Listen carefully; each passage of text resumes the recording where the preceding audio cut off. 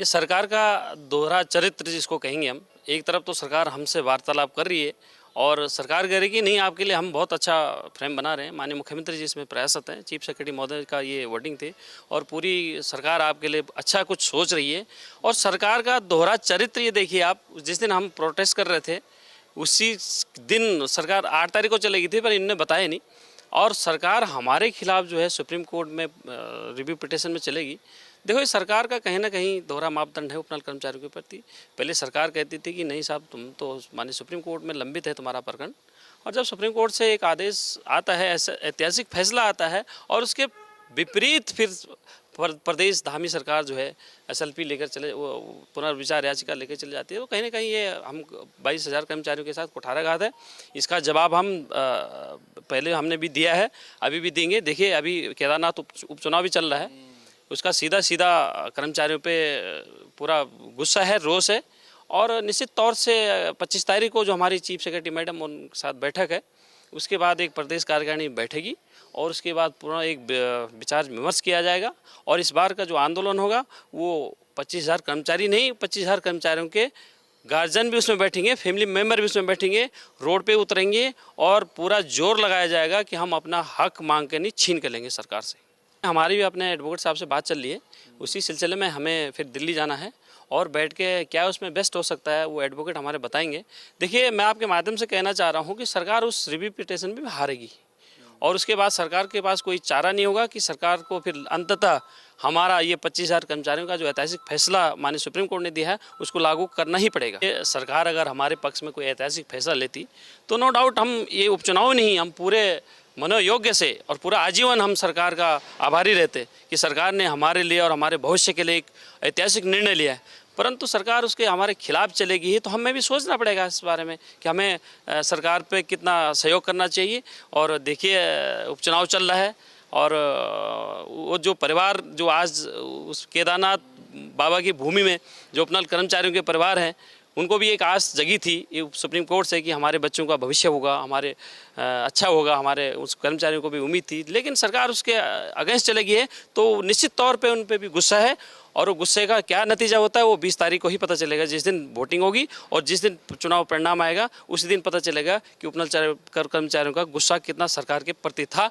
और मैं निश्चित तौर पे अभी मेरे को केदारनाथ विधानसभा से फ़ोन भी आ रहे हैं कि अध्यक्ष जी हमें क्या करना। मैंने कहा देख लिए आप, सरकार की जो हठधर्मता है और सरकार ने जो हमारे साथ खिलवाड़ कर रही है, उसका जवाब आपने आपको मौका है, आपने इसको जवाब देना, ये सही टाइम पे सही मौके पे जवाब देना सरकार को उचित रहेगा। ये जो भी कर्मचारी रखे गए हैं प्रदेश में, चाहे उपनल के माध्यम से रखे गए हैं, चाहे अन्य एजेंसीज के माध्यम से रखे गए हैं, तो उसके लिए जब हम लोग 2017 में सरकार में आए थे उसी समय हमने एक व्यवस्था दी थी कि भाई इनको कैसे कैसे करके सरकार में समायोजित किया जाएगा। और तब से उस प्रक्रिया में काम चल भी रहा, आगे भी चलेगा।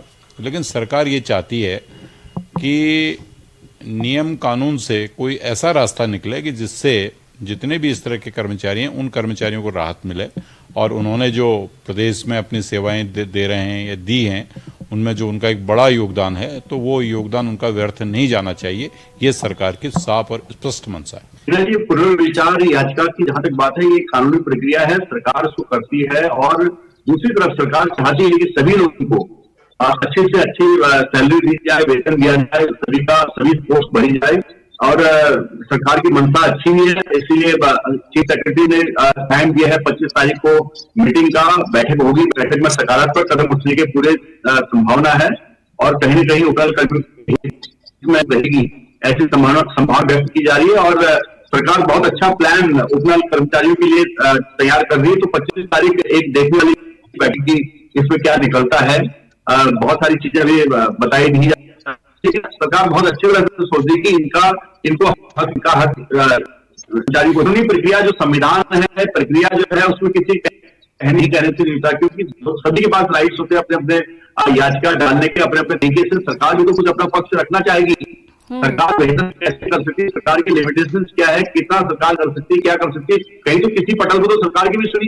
ये सरकार बिल्कुल फेवर में है। सरकार चाहती है कि क्योंकि राज्य के सारे कर्मचारी हमारे, तो कोई बाहर तो है नहीं कि कहीं विदेशी कर्मचारी कोई काम कर रहे हो। सरकार अपने जनता को अच्छी से अच्छी सुविधा देना चाहती है, अपने कर्मचारी को अच्छी से अच्छी सुविधा देना चाहती है। सरकार की मंशा बहुत क्लियर है कि जो पहले से प्रथा चली आ रही है उपनल की, इसको समाप्त किया जाए और एक अच्छा तरीका कोई अपनाया जाए जिसमें सभी संतुष्ट हो और संतुष्टि से कार्य बढ़े, क्योंकि हमारा लक्ष्य है उत्तराखंड राज्य को आगे बढ़ाना, अग्रणी बढ़ाना। तो अग्रणी राज्य तब बनेगा जब सब चारों तरफ सही चलेगा, लोग खुशी से काम करेंगे। तो सरकार एक अच्छी भावना के साथ जो कर्मी है, उपनल कर्मी है, उनको एक अच्छी खुशखबरी जल्दी सुनाएगी। देखो रीना जी, कोर्ट के बाहर भी ये उम्मीद की जा सकती है कि ये नियमितीकरण होगा। लेकिन क्या होता है कि मैंने कहा कि जब भी कोई डील होती है, कोई नेगोशिएशन होता है तो कि एक डिमांड होती है, उसकी 100% डिमांड होती है, तो उस डिमांड को कहां तक मान सकते हैं, कहां तक बजट अलाउ करता है, कैसे कैसे उसको किया जा सकता है, इस पर सरकार को विचार करना